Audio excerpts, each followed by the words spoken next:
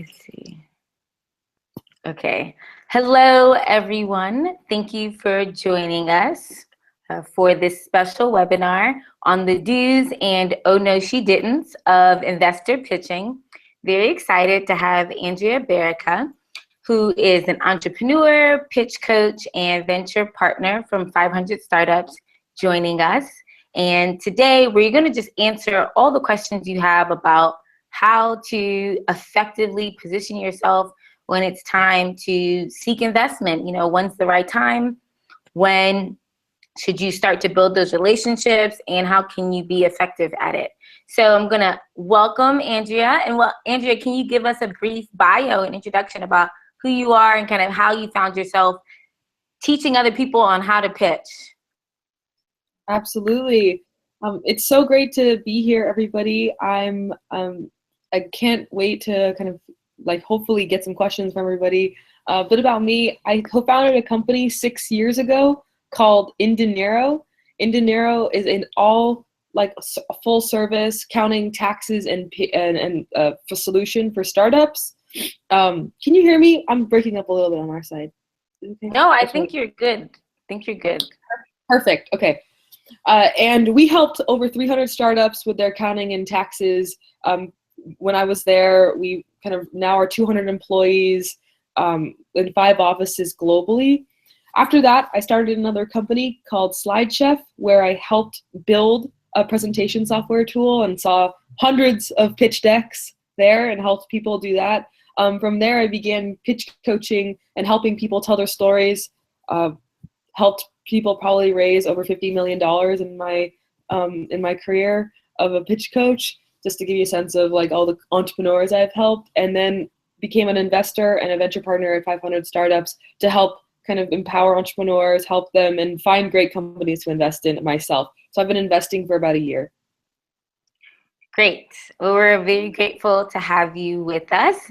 So Andrea, first question is, what exactly is an investor pitch? I know for us at SLA, we'll ask people to send us a pitch deck or pitch their business. Sometimes you'll get 40-page business plans. Other times you'll just get, I'm looking for money for manufacturing. So what exactly is an investor pitch and when is it actually used?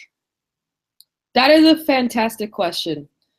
One thing that people don't realize is that most of the interactions you have with investors are not investor pitches. This happened to me actually when I was in Lagos, and I was going to all these events, and people would learn that I was investing with 500 startups, and then every conversation that people have with me, they were pitching their business.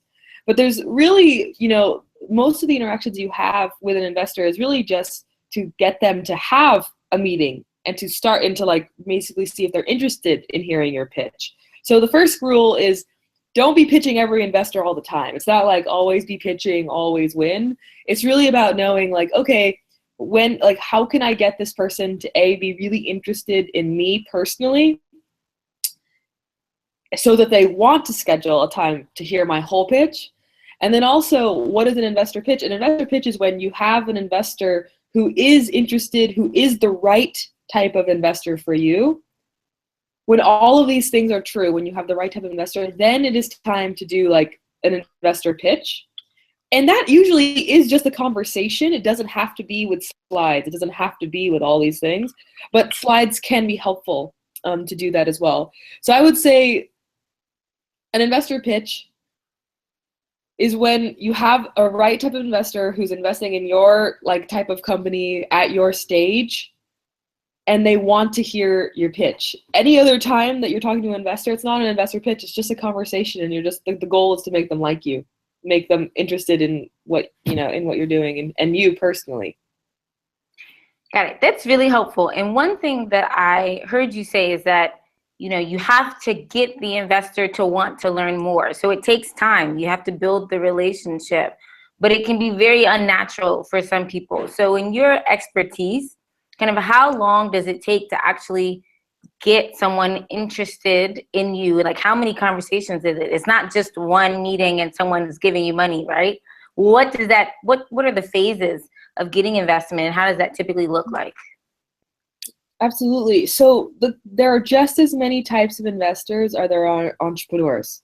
right? Just like there's so many, there's no way that someone could say, what's an entrepreneur like? There's no like one way that an investor are. Some investors can make decisions and they're super impulsive and they'll do that, but that might not be the investors you want. There's a huge array. The really good investors, typically, they want to meet the entrepreneur. They want to understand what they're doing clearly. They want to understand who the person is who's doing it. And if it's right for them, and that's another thing, like not all investors are going to invest in everything, right? Just because someone has money doesn't mean they're right. So I think what's important is that there's a two-way, like, is this investor right for me? And then once you can figure that out, it's just about having an honest conversation. And that, like you said, could take one coffee date. I don't think more than like 2 coffee dates, that's like excessive. You should be able to say, are you interested in investing in my company? And interested is actually not word. It's like, can I count you?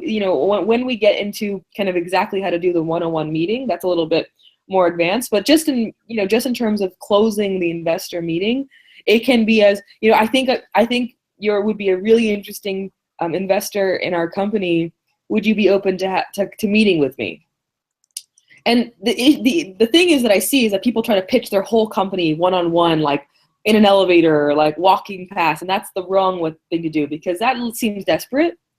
And you have to understand, investors, it's like dating, right?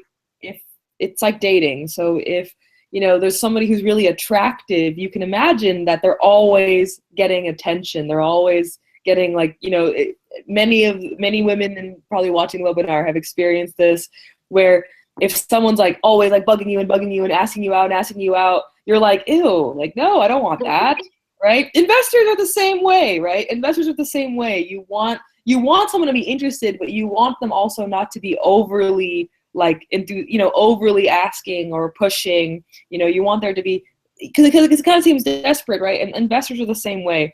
And that's why it's actually better to get introduced to an investor if you can. Like, that's why entrepreneurs in the Silicon Valley and in a lot of ecosystems around the world, they ask people who know the person, who know the investor, to give them an introduction. So if you're in a networking event, it's great to use your contacts to talk to each other. And that kind of builds onto this idea that, investors get a lot of people talking to them. They get a lot of people asking them out, trying to get meetings with them. So as much as you can differentiate yourself and be clear and then close on just a meeting and not overly pitch, the better. Okay, that's really helpful. So one question that we get a lot from our community is typically, when is the right time? When should I start to look for investments, and when will investors actually be interested in my company? Part of the challenge at SLA is many people won't start their business until they say, oh, I need this capital to go do X, Y, Z, or I need an investor so that I can get started. So when should entrepreneurs start to look for investors? When should they start to have those conversations and start to learn more about what investment is like and who the players are in the ecosystem? That's a great question. The answer, unfortunately, is pretty, it's pretty straightforward. If you do not have more than an idea, investors will rarely want to talk to you, period. Okay, so and I understand there's two types of situations, right? There's the privileged situation where you can, support your idea and put in some capital yourself, or just prove it out yourself. And sometimes, so in terms of what's the right time, the best answer always is to wait until you have traction, a great team, an understanding of the market. That's the best time always, right? I think we all know that. The second best time is when you really, really need the money, right? When there's no other way and that that's the only choice you have. But you have to understand, when you need the money the most, the investor has all the optionality, meaning the investor has all the leverage, right? Whereas when the entrepreneur has built their own company, they have a team, they have traction, then the entrepreneur has leverage and optionality. They can wait and they can shop around investors. So you have to understand that the more you need the money from an investor, the worse position you are in as an entrepreneur. So thinking in an entrepreneurial brain, you never want to rely on that. And so you want to get as much traction with as little capital from outside as you can. And I'll say this from personal experience, right? So my first startup, we raised 1.1 million on like basically an idea because it was 2010. It's 2016 now. It's a different world, right? Back in the day, you could go out with an idea and raise, and that is not the way it is anymore. We would not have been given funding back then for what we had created. We created a prototype. We had some customers. There was a team. That is definitely still true. For my second company, which I was doing in 2014, I didn't want any outside investment knowing this. So I actually took on some debt for me personally, but that's how much I was really like wanting to prove out the idea. Because when you go out for investment, you're saying, I have this business model and you're going to make money if you invest in me. And as an entrepreneur, I would never want to get investment if I didn't know for sure I could do it, and that's why it's also proving it to ourselves. So the answer is, seriously, if I could give anyone the good advice, is wait as long as you can before you raise funds, and be creative to get the funds you need, or be lean as possible to get the things that you need before you go out. Great. That's really helpful. And definitely the feedback that we try to share in SLA is that people want to go with something that's already moving. Investors want to go with something that's already has traction or some partnerships so they can see that there's some positive momentum there. So that is great feedback. That's exactly right. And they want to see skin in the game. Like if I see an entrepreneur and they're like, I want only to start this idea if you give me money, what this entrepreneur is saying is, I will not take risk with this idea. You have to take all the risk with your capital, and then I will take the risk with my life. And that's not what entrepreneurship is about. Investors love entrepreneurs because investors then are sharing in the risk with the entrepreneur. It's not the other way around. So that's totally right. Great.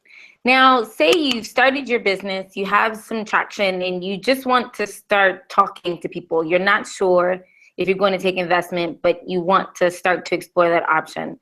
Many people want to know, where do you find investors, and what are the different types of investors that are out there in the market that you can start to talk to about your business? This is a great question. It's very important that, people in their community start talking about, few entrepreneurs just go out. It's always better to have a great product. Let's say you just have some product and traction. That's always a better thing to focus on. But one thing that's good to do kind of while you're building your business is just to meet people. And it's actually better to meet entrepreneurs it's actually better to meet investors when you're not fundraising, because you don't need anything from them. You can just get to know them and learn from them.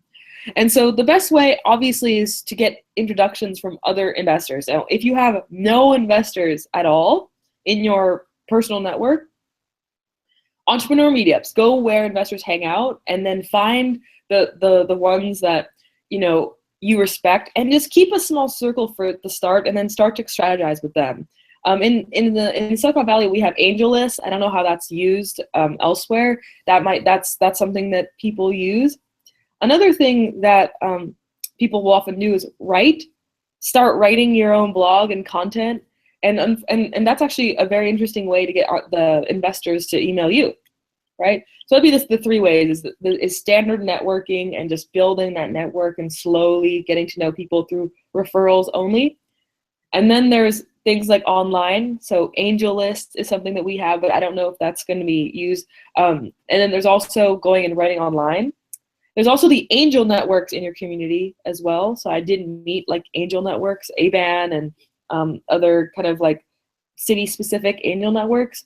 So, but the key is just running our businesses. As entrepreneurs, it's really and I'm still an entrepreneur at heart, just because I'm investing and going to the dark side for a bit. I still think of myself in that entrepreneurial way. And it's important just to build and go out there and get traction. And oftentimes your first investors are going to be your family, your grandma, your grandpa, that distant cousin and uncle. So maintaining those first relationships with those first people who are going to be staking in is also can't be ignored.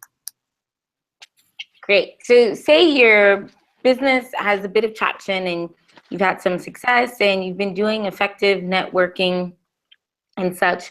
We have a question from Rita, and she wants to know, kind of from your experience, what are the critical things that you need to mention to a potential investor when you're first starting out in those conversations, right? Of course, you don't want to just say uselessness or random topics. So what are the key things that investors are looking out for that can pique their interest so that they'll want to have more conversations with you? It's a great question, Rita. So number one is just to connect on a personal level. I can't tell you, investors are not these like logical, just business robots. They're people, and people invest in people they like and respect. So the number one thing is, be polite, be decent, be humble, be bold, but be humble. That's very important, right? We can always hear like a sense of like, I got the best idea for you, investor. Not the best way, right? To go to kind of approach, right? So you want, first of all, to just create a level of personal connection. That is very important. Secondly, don't overpitch. Don't talk and talk and talk and talk and talk. Make it a conversation. There's nothing worse to do with an investor than to corner them at a party. Has any of you done this? Like corner someone at a networking event or a party and just talk their ear off, and not let them speak and just kind of force them. You are forcing them to hear your investor pitch. That's not the best way either. So keeping it brief, being able to tell your story in 60 seconds or less. And that's very important. Practice with each other to be able to tell the story in 60 seconds or less. The third thing is traction first. If you have it, just come out and tell people what you have done. If you have a great team, if you have past experience, be able to clearly put that in and weave that in the story. Okay. And honestly, those are the most important things that investors care about, and then understanding the market. So if you can kind of ask some questions like, oh, so I'm, building an e-commerce company. There are these issues that I know I'm going to deal with. Do you have any thoughts? So interestingly, asking for advice and not asking and not pitching the business, but almost asking for advice is an amazing way to get an investor interested.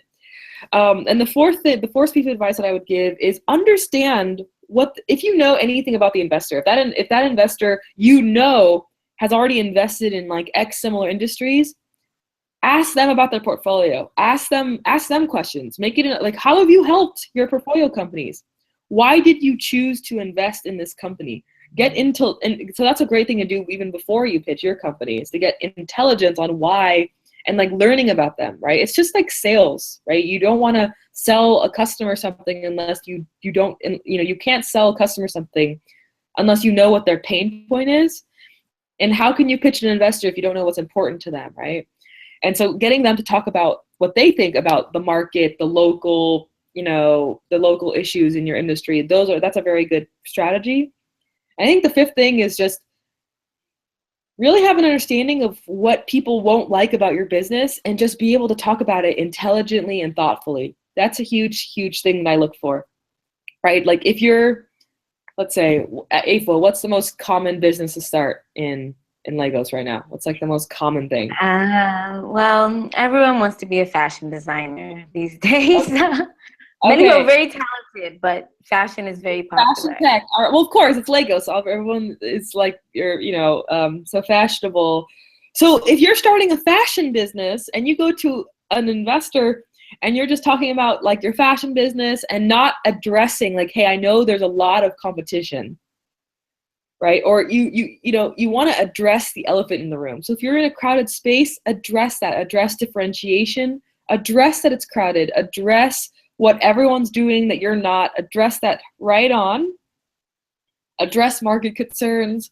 Whereas if you're in something that's very let's say you're starting a SaaS company, a software as a service company, the objection is going to be, no one uses SaaS here. No one. That's not something that we really use. So whatever you're building, you have to understand what people are really thinking about you when you're pitching them, and address that. So those are the main things I think that would lead any investor to want to at least have another meeting.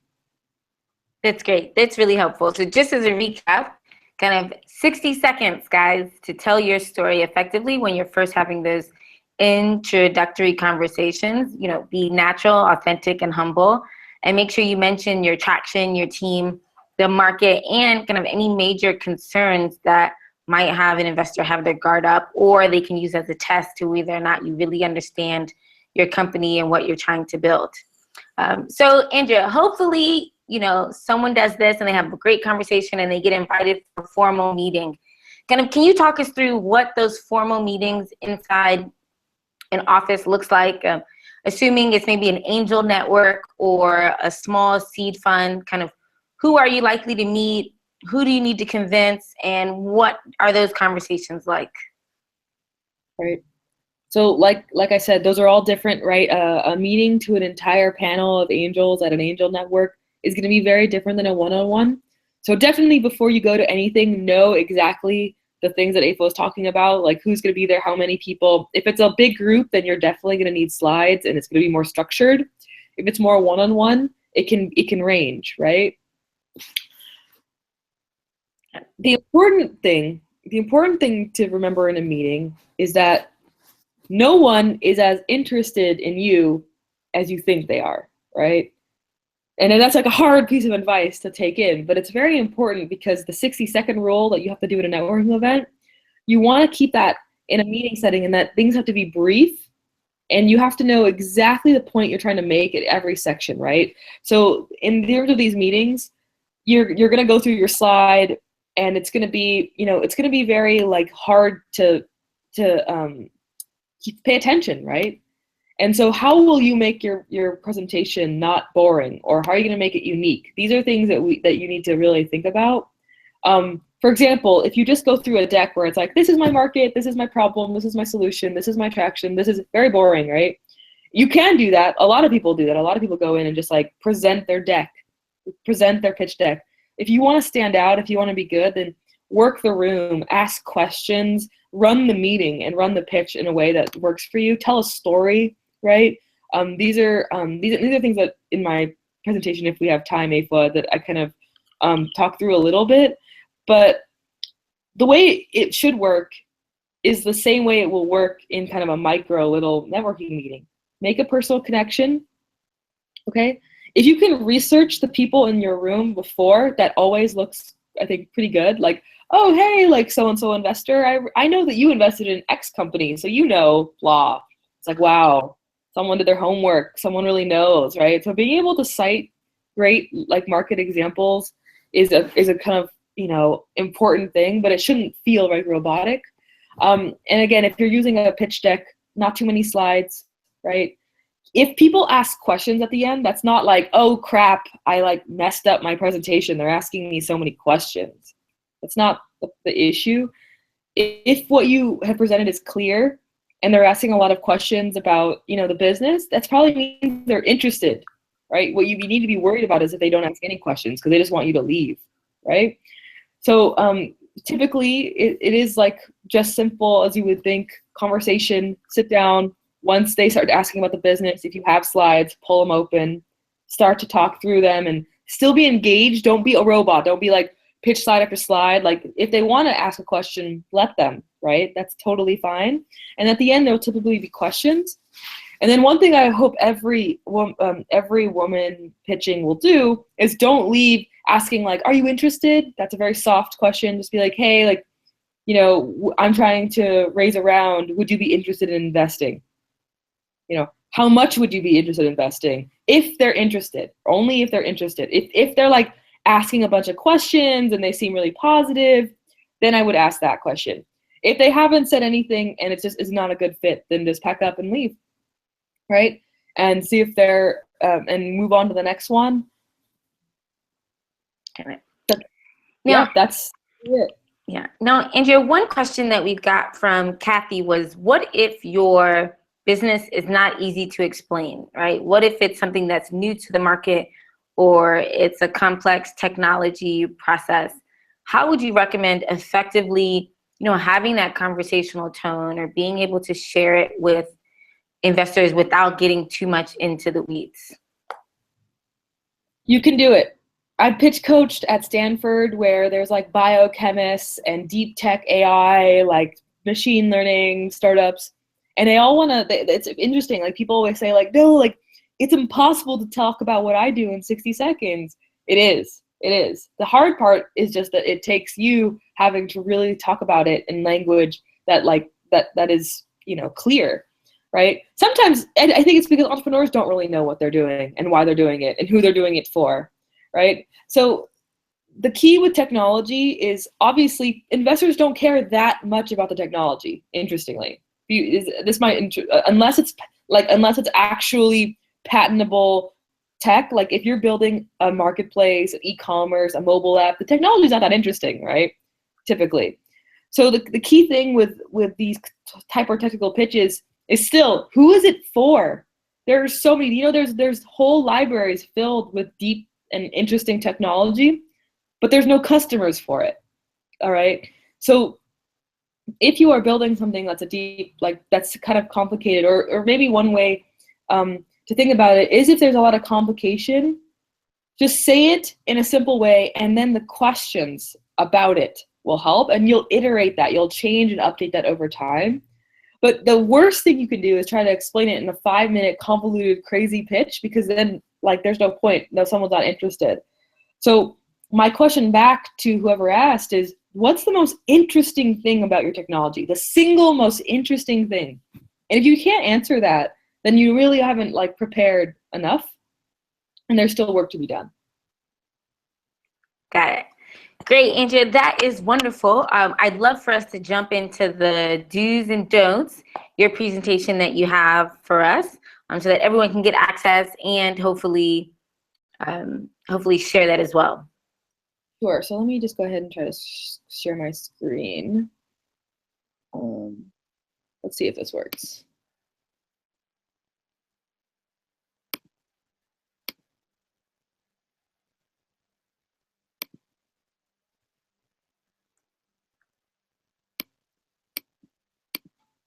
Can you see that all right? Yes, we can. The whole screen? It's black now. Well, let's see. Strange. Yeah. Okay, that's good. And now can you see the whole screen, or is it black now? No, we can see the whole screen. Perfect. Okay. So, and you can hear me all right, Aqua? I just want to make sure. Yes, we can. Yay! Well, everyone, this is just a short presentation that I help companies with called The Art of the Pitch, and I'm going to run through it. We've kind of covered some things already, so I hope that I can just add more color to it. But pitching, it's an amazing thing, right? So this is my background again. I co-founded a company called inDinero. I built presentation software at SlideChef, and now I'm a venture partner at 500.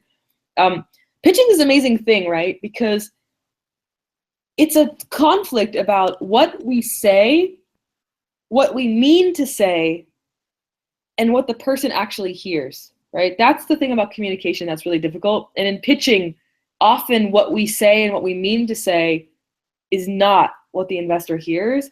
And that's kind of that's why I love helping companies learn and figure out what they're doing wrong or what they're doing right, so that they can pretty much achieve their goals. So, and slides tend to be a big problem here too, right? So this is, the kind of slides that we want to avoid. And this is still the type of communication that we see. And investor decks, and that whoever said they had a really complicated problem, this is not the kind of slides that we want. We do not want so much information. We do not want graphs that are crazy.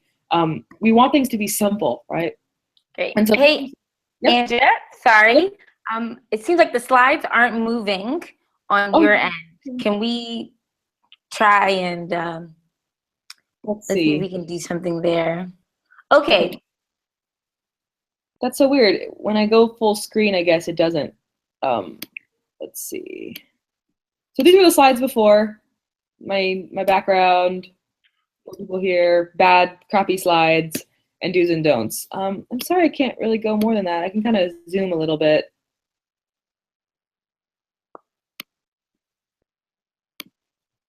Sorry guys, apparently I can't go full screen for you, but no worries. And so the first don't that we'll go over is creating slides first. When anybody hears that they're about to do an investor pitch, what a lot of people try to do is they try to go and just create a deck. And that's actually like not the most helpful way. And I think it's actually a very bad way to start a presentation, because then people not only start to rely on their deck and their slides, but they start to pitch the slides, which is very boring, right? It's a super boring way to do a pitch. And so instead, what you should do, if instead of pulling out PowerPoint and starting to make a deck, is being able to answer this question, like, what is the single biggest takeaway of my pitch? All right. If you cannot answer this, then you are in trouble, right? And interestingly, if I don't know if you want to ask, like, what I usually do now is ask people like what the single takeaway of some of their pitches are. But what's important, if you're thinking in your head something like an elevator line or a tagline, or that's not it. That's not what you want to be the single takeaway of your pitch. There's something more, and we'll talk more about that later. But this is really the question you want to think about when you're doing your pitch, which is, what is a takeaway? What will people remember about my pitch? The next do is to tell a strategic story, all right? And when I say strategic, strategic is the key word here, because stories are really important, but you don't want to tell like all stories or just like any story. You want to tell like really good stories, right? Let's see if I can, sorry, this is not working. You want to tell a really strategic story, meaning you want to tell a story that will help the listener understand something about your business they didn't get before. So for example, so the way that you do that is like, how will my story really achieve what I want them to get? So let's give an example, right? So let's say your company is really like going to win out on the competition because you have great customer service, okay? Instead of saying to the investor like, oh man, like we have the best customer service ever, what would be great is if you told a story about how some of your customers have gone out and like posted on their social media and gotten you so many more customers because they love the service that you had, right? It's important to like really ground out the things that you want people to know about you in short, very short stories.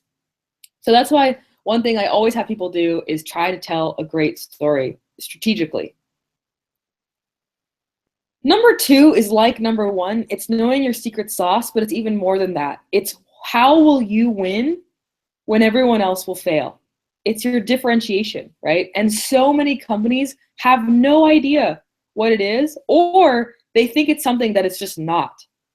All right?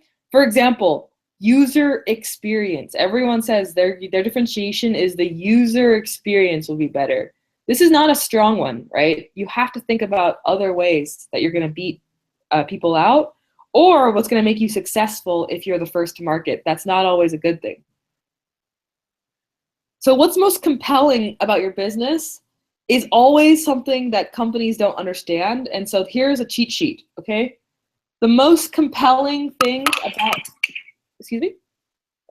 Okay, can you hear me? Okay, great. Yes, we can hear you.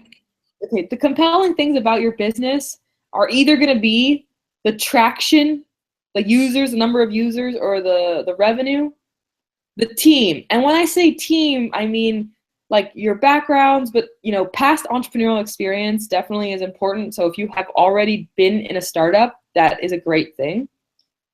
Product, but product is third because most people's product is not that compelling. So like I said, if you have a mobile app, maybe your product design's awesome, but typically it's going to be one or two that's going to be the most impressive. And then the last thing is vision. And most people pitch vision, but what you have to understand is that when you pitch vision, we assume you don't have 1, 2, or 3. Okay, so if you don't have revenue or numbers, you don't have a super impressive team, you don't have any unique product, you're probably pitching your vision, and that's fine. If that's what you have, that's fine. The problem is if you're pitching vision, but you do have number 1 or 2, right? That's not what you want. So you want to make sure that you're pitching your best foot forward there. The next don't is don't be a one-pitch pony. And what that means is don't only have one pitch prepared, right? We've all heard, know your audience, right? And that advice is good, but it's really useless if you don't have more than one pitch prepared. And so what's really important is that you prepare for each possible audience, right? That's very important.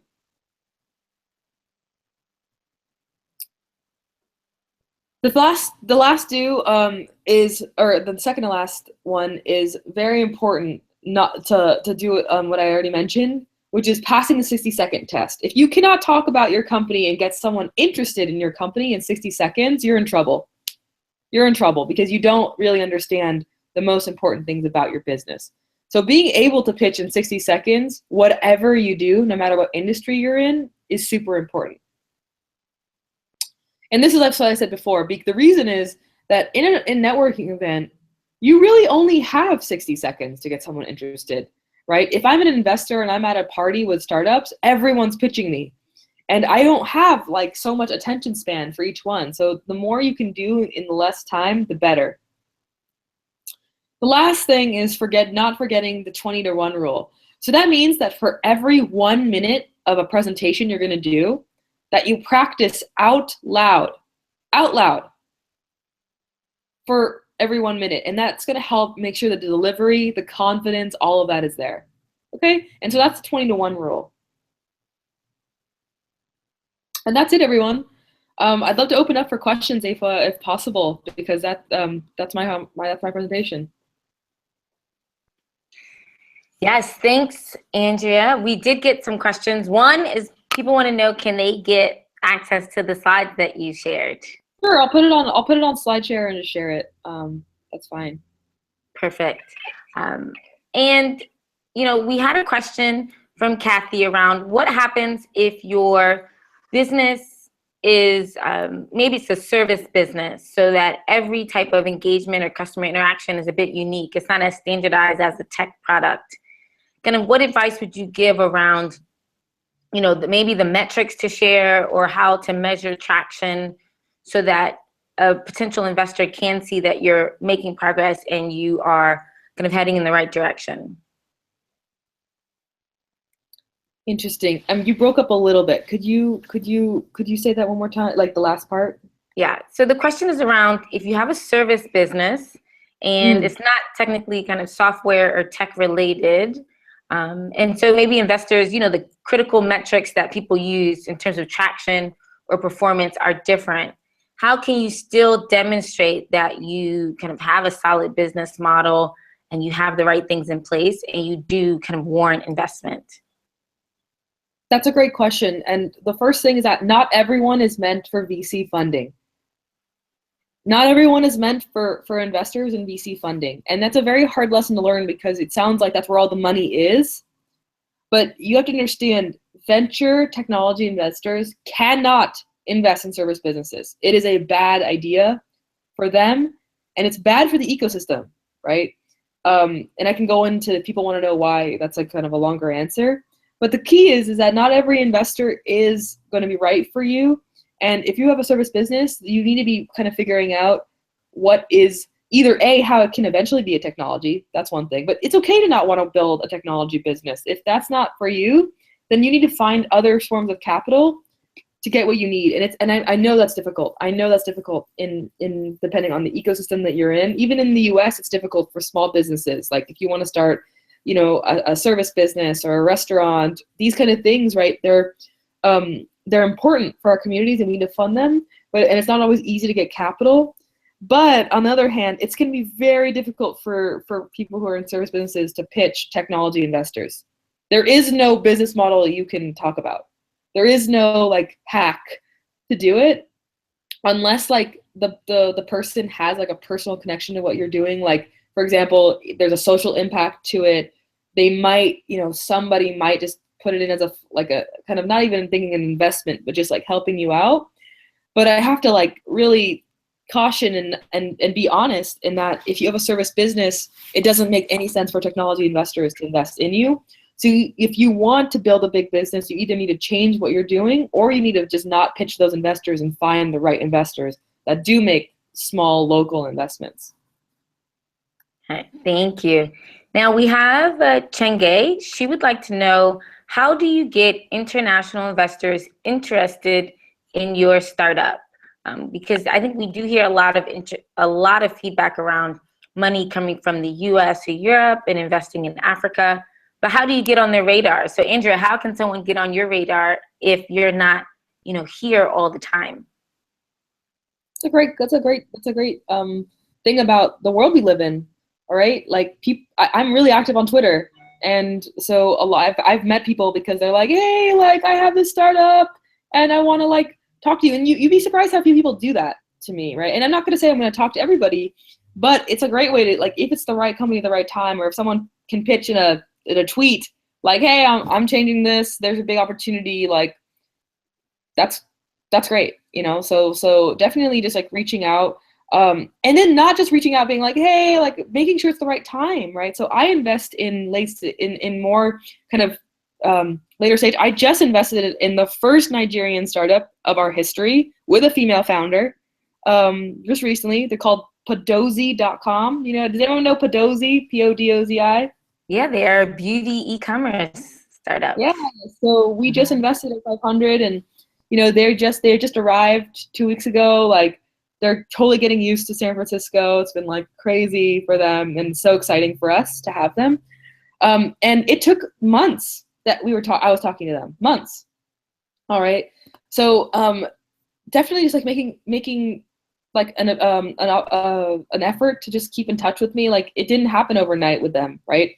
I talked to many Nigerian companies before that we made a decision on Podozi, and it would not have happened if they weren't keeping in touch with me, if they weren't proactive. They were sending me updates, they were answering all my questions very like quickly and like thoughtfully. And so if you want to get in touch with foreign investors, the best thing is just to build a great business. Investors are never good. Like, this is an important point. If you are building a great startup in Lagos, you will probably not have to reach out to me. I will probably reach out to you eventually if I hear, because that's how important it is. Like, someone like Afua will be like, Andrea, you got to talk to this company over here. They're doing some cool things. So another thing that you can do is make sure that the people in your community who are leaders, and I consider the founders of She Leads Africa to be leaders, make sure they know, and who like and are you're putting your best foot forward with them, because that means the world to me. I look to my local partners. All right, I didn't make the decision on Podozi by myself. Like, what the fuck do I know, right? Like, it's like beauty commerce in Africa. I had people all over the ground on the ground helping me give advice. So also, like, supporting your local the local organizations, because that's how people like 500 Startups want and care about working with. Yeah, that's very helpful advice. And of course, everyone should join our community at sheleadsafrica.org, of course. I visited She Leads Africa. I was blown away. It was the highlight definitely of my trip at Lagos. I didn't want to leave. Like, I was speaking at Demo Africa down like the street, and I just decided to like hang out at She Leads Africa instead of like going back in the afternoon. That's how much I loved it. So it's great. It's a great community. I'm not just plugging. AFO didn't pay me to say that. I just really love. I can't wait to go back. Great. Well, we can't wait to have you. I have some quick questions. Sure. I think the last ones will be: do you need a professionally designed pitch deck to send out? Okay. I mean, design is, if you have it, it's great. But like, I don't even pitch with decks. This is a secret. Like, I built presentation software, but I don't even need people to use decks when they pitch me. If you're that good, if you can talk about your business, you're the star of especially on a one-on-one with an angel. Like, you don't even need a deck. Decks are mostly used when someone's like, email me a deck. So the deck's used to close a meeting. You close deals, decks close meetings. Repeat that, everyone. Like, decks like a pitch deck will not close you money. It will not help you get investment. You will do that. Like, a human does that, right? But if and also I think like a great deck but a horrible pitch won't do you anything. But a great pitch and a crappy deck, like, who cares, So don't worry about the deck so much. I'm not a designer. Were my slides that beautifully designed? No. I use a template, right? Like, I understand kind of how to do that. And so that's important. All right, great. And many people aren't sure how many slides to have or how detailed they should go in in case someone says, send me some more information about your business or send me your deck, how many slides should they have, and how many, like what kind of financial details need to be in there? No, oh gosh, it's hard in other markets. So 8 to 10 slides. Do not give too many financials. Like they're just trying. So when investors ask for crazy financials, like they just want to say no. Often they just want to say no, and so like they just want to make it really hard for you. Like I'm serious. I mean, and of course, like Lagos in West Africa, there's like emerging investor markets. So one thing is, don't blame them. Like investors don't know how to invest in early stage tech companies in most of the world. Even in other parts of the United States, there are no good angel investors that understand how to invest in early stage technology startups. Like, so it's not uncommon. So when they ask for financials, it's a signal to you that they don't really understand how to invest in technology startups, just so you know.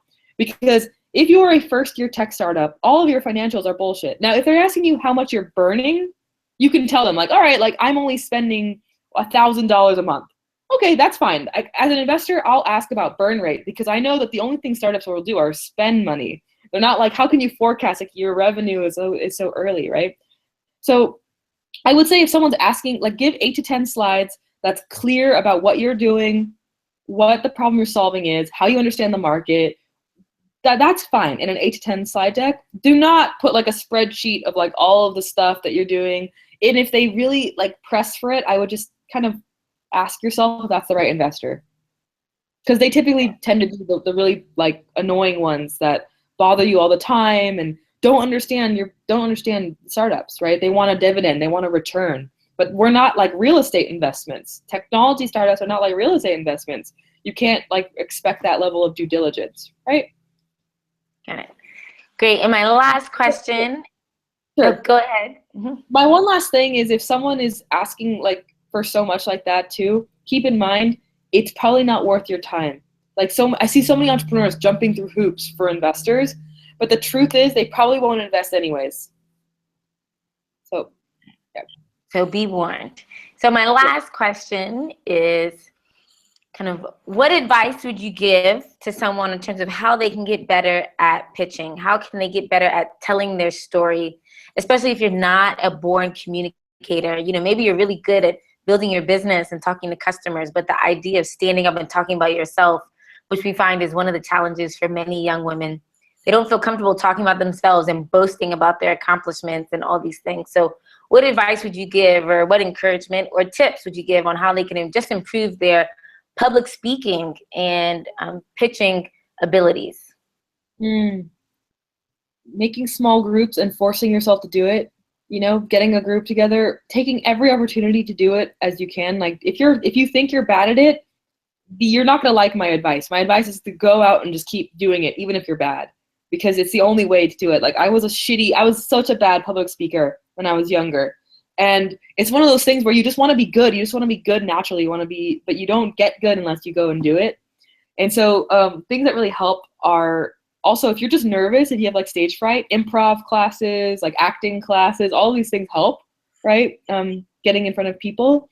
But the key thing is just doing it and being brief, right? So one of the things that if you want to do for each other, I warn you, it's the most painful thing you could possibly do, is to have a friend videotape you pitching, like live, and then watching it back and like talking about it together. And it's the worst thing. Like even today I've done it hundreds, maybe 1,000 times, and I still don't even like doing it for myself, but it's really the thing that makes it like the easiest to improve. So you get like 4 or 5 founder friends. You pitch and you watch yourself and you're like, oh, look, I'm stuttering. I'm moving my hands weird. I'm talking too much. Like get your friends to be like, cut that. Like really. And that's the thing about, I will say, when I travel to emerging markets like Brazil and in Nigeria and Ghana and like in Southeast Asia, sometimes people don't want to give each other hard advice. So the only way that your ecosystem will improve is if you start to tell each other brutally honest opinions. Not like, yeah, that's so good. No, that's a lie. None of us are good. None of us are good, probably, when we pitch, right? And so when you sit around and you just pat each other on the back and you try to make each other feel good, that is bad for the ecosystem. And I think as women, we don't want to like hurt anyone's feelings. And there's a way to give feedback, like, hey, like, that was a good pitch, but this part was boring. This part could be cut out. Be constructive, like give feedback that may be hard to hear. And I tell you, the ones who really do that work are the ones that are the best. Perfect. Well, thanks so much, Andrea. Really appreciate you spending your morning, because it's morning time for her in California, with us. And thanks for your great feedback. Thank you to everyone who joined us. We'll be sending out a link to the video recording plus to the slides that Andrea shared. And if you want more details about Andrea, make sure you visit her website.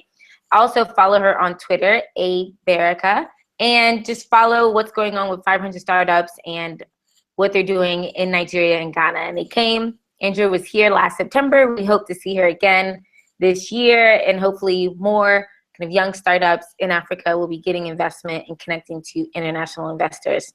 So thank you everyone for joining us. Thank you, Andrea, and we will see you next time.